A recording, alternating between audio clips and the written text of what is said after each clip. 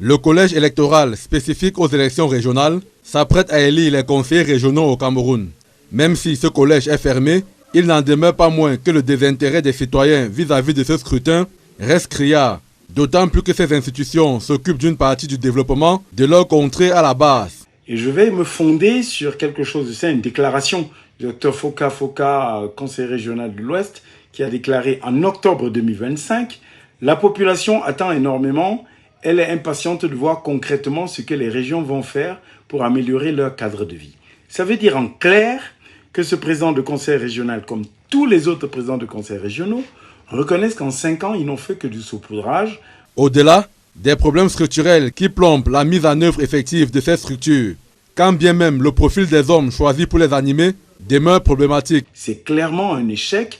On se rend compte qu'il y a très peu de lisibilité, de visibilité, parce qu'en fait, les compétences ont été transférées partiellement. Il y a des faibles ressources, il y a du personnel quasi inexistant et celui qui est là est pas du tout performant. On se rend compte que c'est juste un outil supplémentaire de la centralisation pour distribuer quelques postes. Les conseils régionaux, quant à eux, se targuent plutôt d'avoir rempli leur mission au cours des 5 dernières années.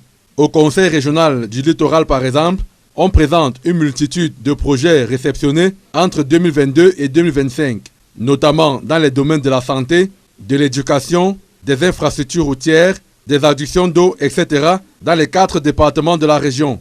À l'analyse des besoins et du niveau de sous-développement que présentent nos régions, les observateurs estiment que ces réalisations relèvent du saupoudrage. On voit ces balbutiements, on voit cet amateurisme, parfois ils badigeonnent un peu de peinture dans des salles de classe, ils disent qu'ils ont fait de la rénovation. Les établissements pourraient recevoir ce budget et faire beaucoup mieux.